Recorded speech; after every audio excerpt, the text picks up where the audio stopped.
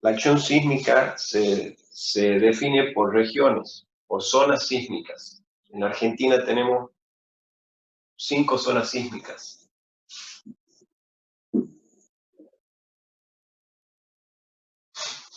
Zona sísmica 0, 1, 2, 3 y 4. Va creciendo la acción sísmica desde el 0 al 4. Zona 0, se supone que no hay acción sísmica. Zona 4, acción sísmica muy severa. Zona 2, peligrosidad sísmica moderada. Cómo se orienta la zona, el reglamento les da exactamente qué pasa en cada provincia, en cada municipio, etcétera, etcétera. Pero en general, el mapa de zonificación sísmica del peligro sísmico arranca en el Atlántico con 0, termina en la cordillera con la máxima zonificación sísmica. San Juan y Mendoza tienen 4. La cordillera, casi la mitad del país, tiene 0 y 1. Hay sectores de zona 2, en el que estamos nosotros, y zona 3. Aproximadamente esa es la zonificación sísmica. De acuerdo a la zona sísmica en la que esté la construcción que ustedes quieren calcular, se asocia a esa zona sísmica un espectro de diseño elástico.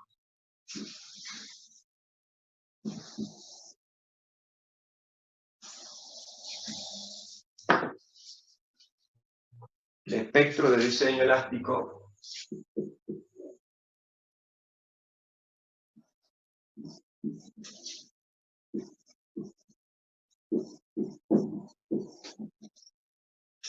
no sé si está viendo bien, no tengo idea, no me avisaron nada, yo sigo con clase.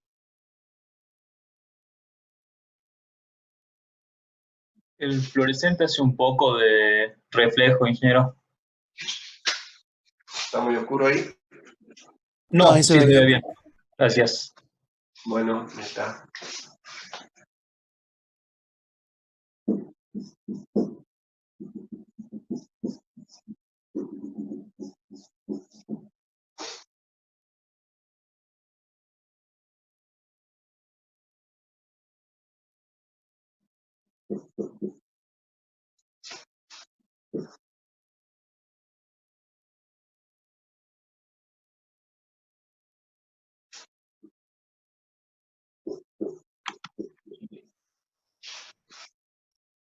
El espectro de diseño elástico tiene esta forma en general y depende de esos parámetros que están tabulados.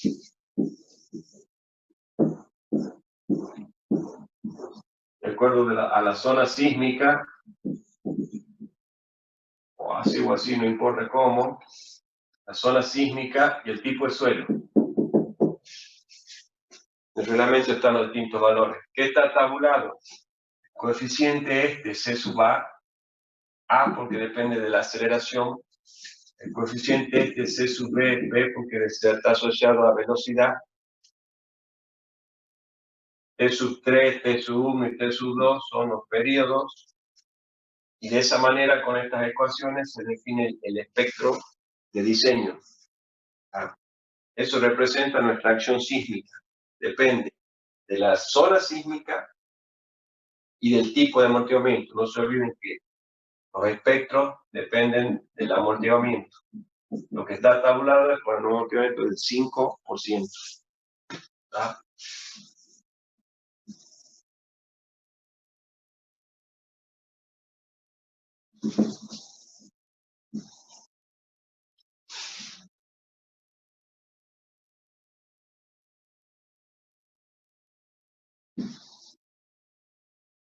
Entonces, para hacer análisis sísmico, necesitamos saber el lugar de emplazamiento de la estructura para que podamos definir la acción sísmica a través de la zonificación sísmica. Aparte de eso, necesitamos saber el tipo de suelo que hay en el sitio para que podamos también, esto también depende del tipo de suelo, y sobre todo para que hagamos la diferencia más gruesa entre suelos dinámicamente estables y suelos inestables dinámicamente. Si son suelos inestables, como les comentaba, hay que reemplazarlos, mejorarlos o directamente cambiar el emplazamiento de la estructura si es que es inevitable, no sé, irresoluble la parte del suelo dinámicamente inestable. Una vez que está ya decidido que es dinámicamente estable, se lo califica entre suelos duro, blando e intermedio, para decirlo rápidamente, que depende, se puede calificar de acuerdo a 3 parámetros del suelo, hacen estudio de suelo y lo sacan. Una vez que ya está zonificado, está decidido el tipo de suelo, ya sabemos dónde está emplazada la estructura, ya queda en firme nuestro espectro de diseño. El espectro de diseño, como se lo ve en esta figura, depende del periodo natural que nosotros estemos analizando y se lo exprese como un porcentaje de la aceleración de la gravedad. Hasta ahí eso es general para cualquier método que uno quiera encarar el análisis estructural para una estructura sismo-resistente. ¿Vamos?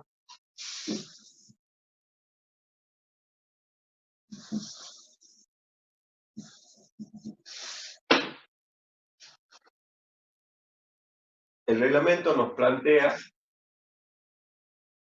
dos tipos de métodos, como les decía la vez pasada, en la clase pasada. Hay dos tipos de métodos en análisis para hacer análisis sísmico en la estructura.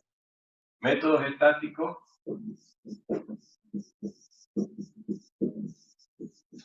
y métodos dinámicos.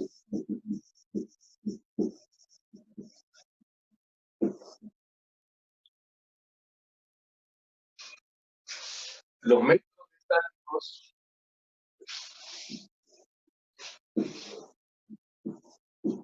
métodos estáticos lo que hacen es transformar la acción sísmica en una fuerza estática equivalente a lo que sería la acción dinámica del sismo.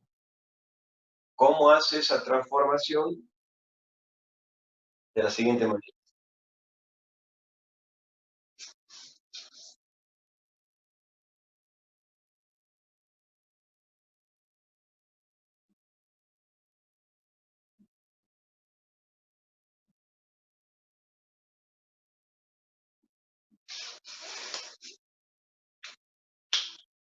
Para poder evaluar la fuerza sísmica, que va a ser estática, que va a ser equivalente a la dinámica sísmica, necesitamos conocer el nivel de acción sísmica que va a estar sometida a nuestra estructura. Para eso necesitamos calcular del espectro de diseño elástico la pseudoaceleración correspondiente en función del periodo de nuestra estructura.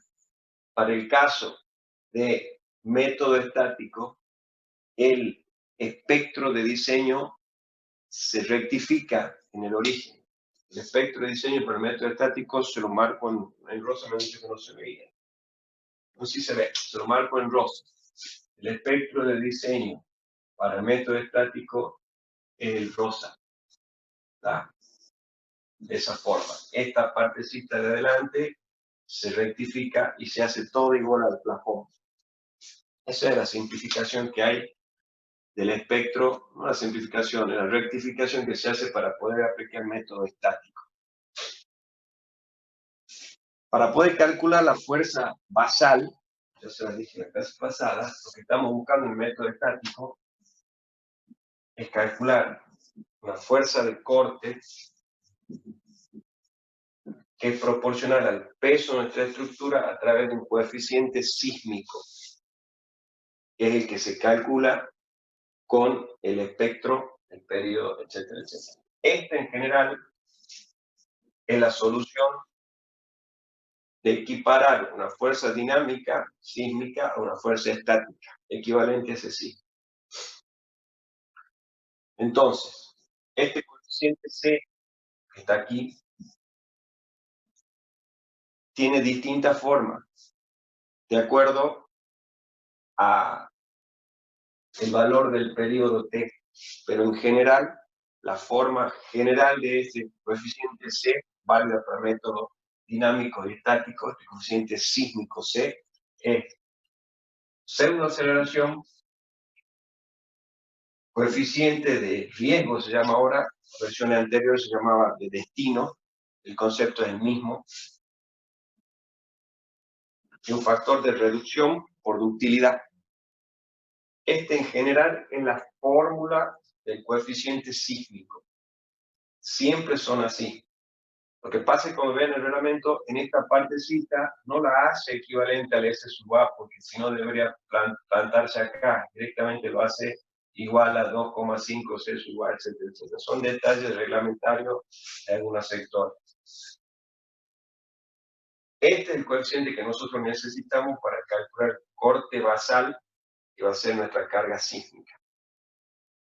El gamma R, coeficiente de riesgo, depende del destino de la estructura, y no solamente del destino, por eso que ahora se llama de riesgo, antes era destino, era más simplificado, era equivalente a cuando antes se hablaba del tipo de suelo, se habla del sitio de emplazamiento. Bueno, factor de riesgo y factor de destino son similares, pero no iguales. Hay 4 tipos, tipificaciones de construcciones: A0, A, B y C. El factor de riesgo vale 1,5, 1,3, 1 y 0,8. La tabla. Las construcciones, las edificaciones, los edificios, lo que fuese, que pertenecen al grupo A0, son aquellas que después del sismo, sí o sí, tienen que estar funcionando. ¿Ah? No pueden colapsar por el sismo. Tal es así que se magnifica la pseudoaceleración que le va a corresponder por el periodo que tenga en un 50%. Las A son necesarias pero no indispensables. Las B son, por ejemplo, edificios de vivienda, por eso no se las mayoran. Y las C son aquellas construcciones que no tienen importancia alguna. Quizá en lo económico, pero no en cuanto al funcionamiento de la ciudad, del sitio, etcétera, etcétera. Factor de riesgo. Tienen que evaluar qué significa que esa estructura se caiga o no se caiga, permanente en pie, se daña, hay que repararla. No es tan difícil, la evaluación es sencilla, factor de riesgo.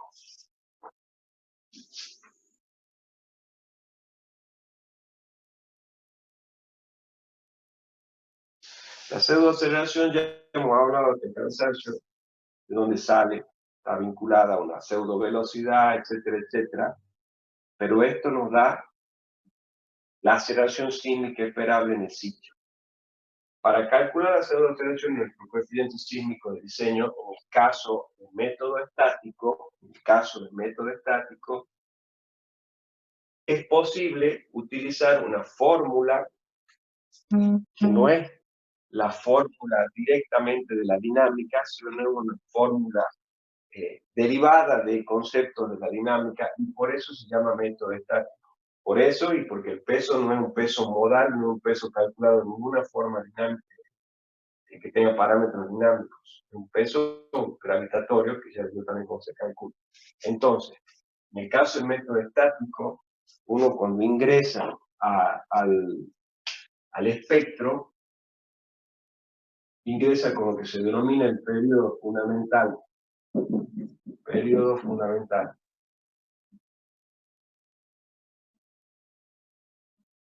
Y todos nos hicimos la pregunta del millón, que es: ¿el periodo fundamental en el periodo del primer modo? La respuesta es no. ¿Ah? Ahora, en la nueva versión del reglamento y con el advenimiento de los programas de cálculo, que hoy ya son la regla de uso, nadie calcula sin un programa de cálculo, es más sencillo igualar el periodo fundamental con el periodo del primer modo. Es más sencillo yo que tenga una fórmula que hay que aplicarla, que da un aproximado ahí, Hoy ya admite realmente, como todos usamos computadoras para hacer análisis estructural, cálculo, ya directamente, para que haga una fórmula más, adoptemos el fundamental sea el primero y termine dando los. Pero en la realidad, en el estricto de la definición, este periodo que pedía el administrativo del fundamental no es ese medio. Hoy coinciden, sí, pero en realidad no es conceptualmente el mismo. Hoy coincide, repito, pero el fundamental no era el periodo de trabajo. Este periodo, si van a los comentarios del reglamento, ahora el reglamento tiene una parte reglamentaria y una parte que se publica en los comentarios. Es importante a la hora de que terminen de comprender los procesos de la materia, que vean los comentarios, porque enriquecen bastante al conocimiento. No es solamente aplicar la fórmula, sino el trasfondo que hay en esa fórmula para que uno entienda qué es lo que está haciendo. La fórmula del periodo fundamental, la fórmula del periodo fundamental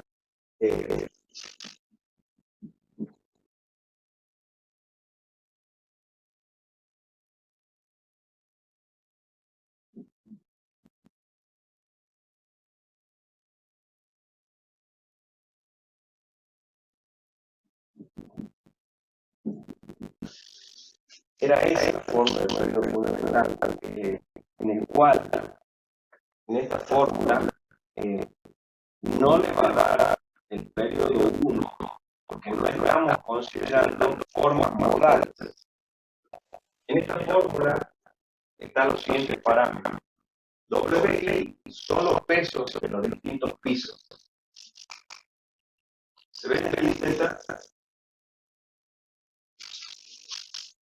Sí, Bueno, supongamos que tenemos una estructura de 3 más 3 pisos, 3 niveles.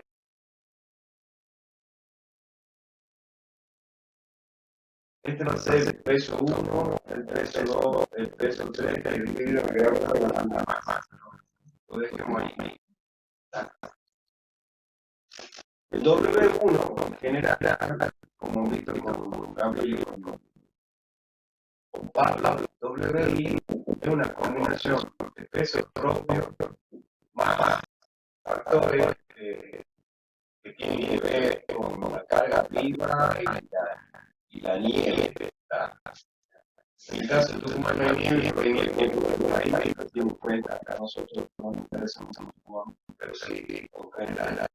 Y esta combinación de pesos 3N nos termina dando el peso que se considera que está presente como nivel 5. Repito, estos son pesos permanentes que sí o sí van a estar, sea muro, sea neosa, sea viga, sea piso, sea lo que sea, que sepamos que sí o sí va a estar. Y esto es la porción de carga que tiene probabilidad de estar como de estar.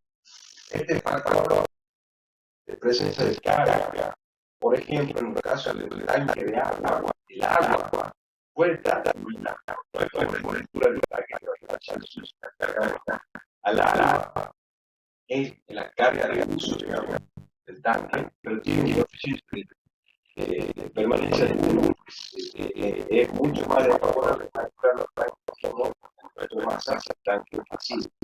En el caso del edificio de vivienda, el coeficiente es 0,25. Estadísticamente está comprobado. Considera que el 25% de la carga de la presente en un sismo es suficientemente seguro. Y así es para distintos tipos de carga. Pero esta en general es la fórmula. Este WI que está aquí es el 1, el 2, el 3. Lo WI es la área y lo WI la área también de la siguiente forma. Si hay algo que me entienden para antes que avance, este W que está acá es la sumatoria de 1 mata n de todos los W del peso total de la lectura. En esta forma, W es el peso de cada auto. F sub I raya.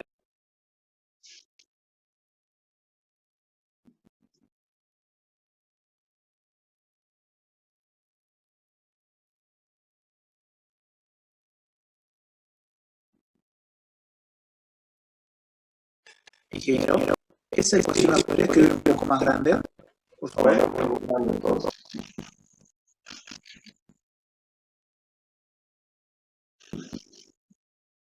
Hasta acá se ha visto su encendido. Sí, sí. Vamos entonces con esta fórmula de periodo fundamental. Esto va a encontrarlo con un cargo. Ya no está anteriormente en la fórmula, estaba como titular, ahora con la intensidad del primer periodo que está tan fundamental. Sigue siendo válida, pero ya le voy a explicar por qué no es tan práctica usarla, es más práctica usar el primer periodo. Vamos de nuevo ahí. WI de la parte permanente y la sobrecarga. Y W es la sumatoria de todos los WI. Estamos. Esta fórmula no está acá.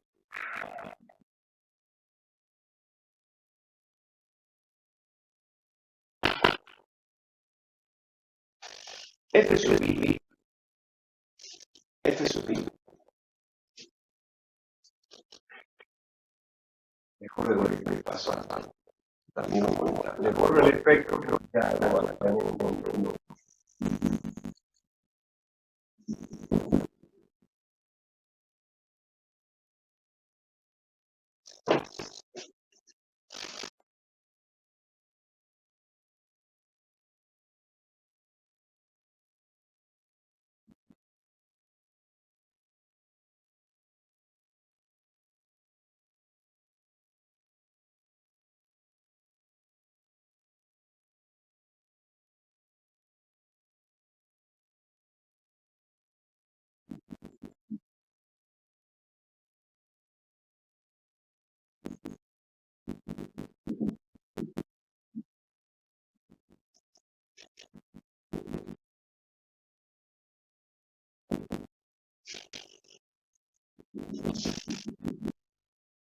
Estos son los pesos de cada nivel, calculados de forma aceptable.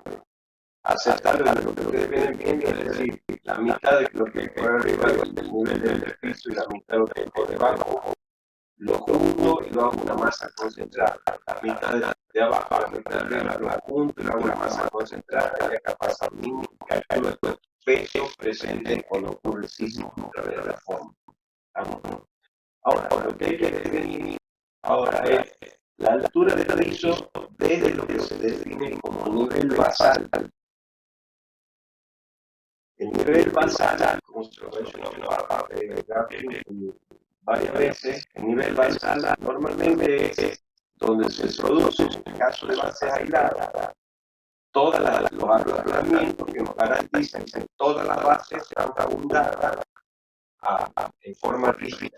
Entonces, a partir de aquí, en el caso del ejemplo que acá estaría la base aislada, yo lo estaría por aquí, se le pone un puntecito de columna en rara, pero estas alturas, H1, H2, H3, se miden desde lo que se define como nivel basal. ¿Estamos?